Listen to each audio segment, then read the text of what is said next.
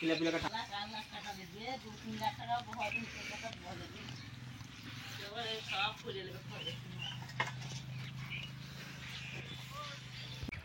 বন্ধুরা, তোমরা সবাই কেমন আছো? আশা করি ভালোই আছো, আর আমরা খুব ভালো আছি। তো আজকে অনেকদিন পর একটা নিউ ব্লগ নিয়ে চলে এসেছি তোমাদের সামনে।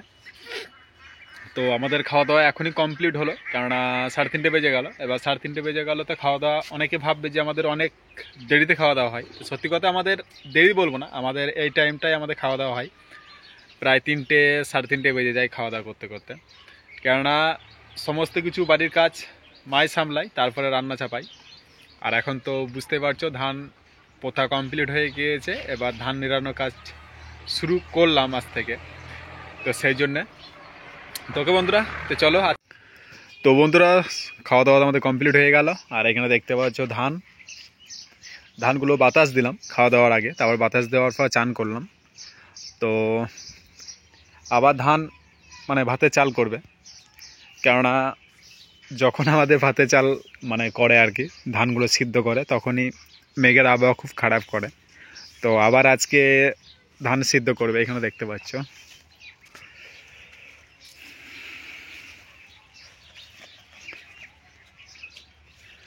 আর এখানে মা খাওয়া দাওয়া হয়ে গেল। তো এগুলো এঁঠো নিয়ে নেওয়ার পরে থালা বাসনগুলো ধোয়ার পরে, এই যে থালা বাসন দেখতে পাচ্ছ, থালা বাসন ধোয়ার পরে তারপরে ধানগুলো সিদ্ধ করবে।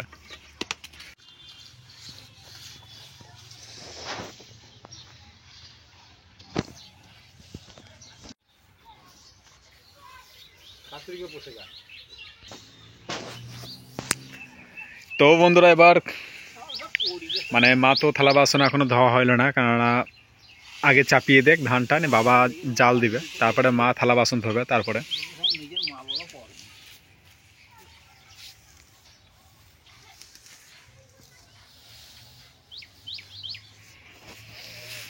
ভাতের করবে না মুড়ি করবে?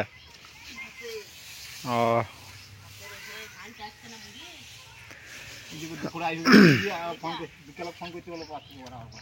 তো ভাইজি বলে দুপুরে আসবে।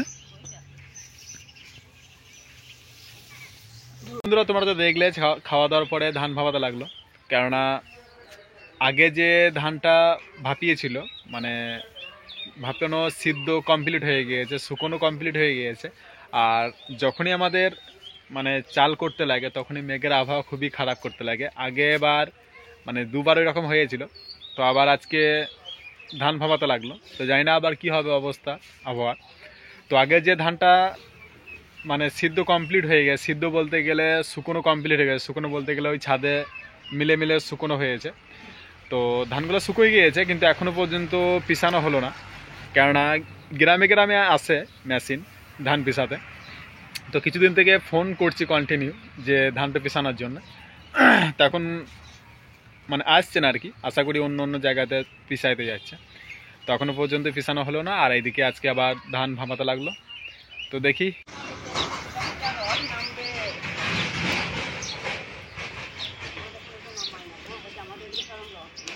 কিসের? খেজুর রস? আর খেজুর রস আমাদের কেউ নামায় না, অন্যদিকে কত খেজুর রস নামায় বলো তো লোকে।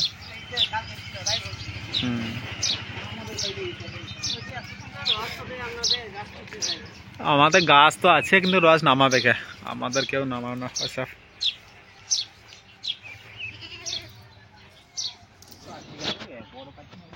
ভেঙে দাও ওখানে, নাহলে কাঠের দিকে কেটে দাও।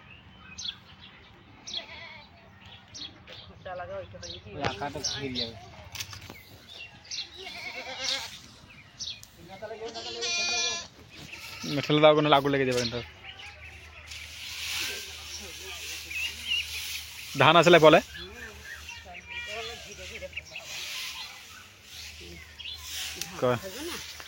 ধান থাকবে তো, আমি বেঁধেছি না। তাহলে আবার একবার দিলে পরে ধান অতটা থাকতো না। ধান থাকবে যে, আমি সেই ডাব করে বেঁধে দিয়েছিলাম।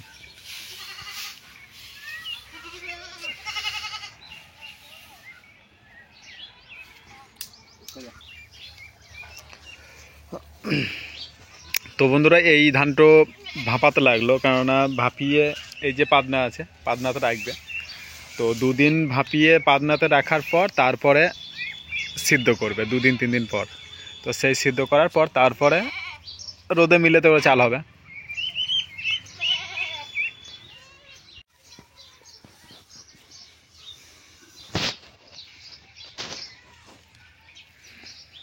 ওগুলো ধান নাই,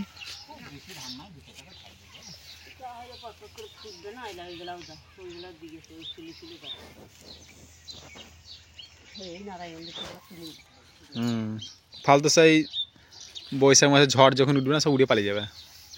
পুরি দেওয়া অনেক ভালো।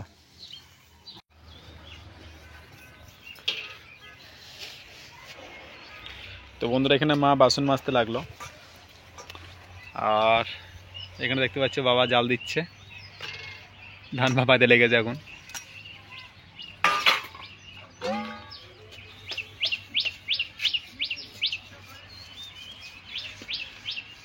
টমেটো গাছগুলো কত হয়েছে দেখো, টমেটো নাই।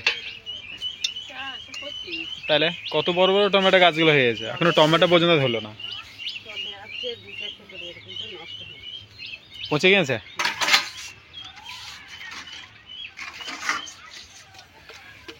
তাও তো পিঁপে গাছগুলো হয়েছে।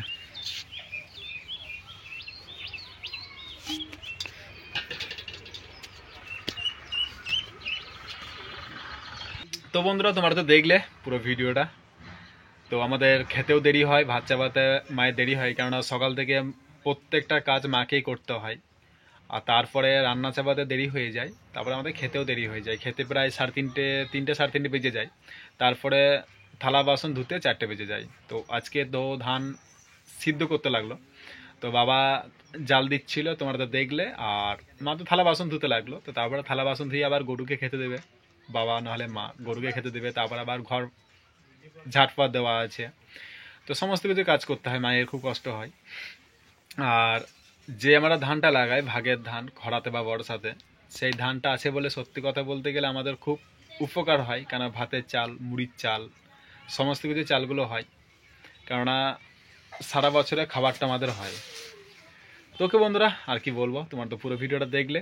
আমাদের এইরকমই, হ্যাঁ, যেমন করছে এরকম সব কিছু আমাদেরকে করতে হয়।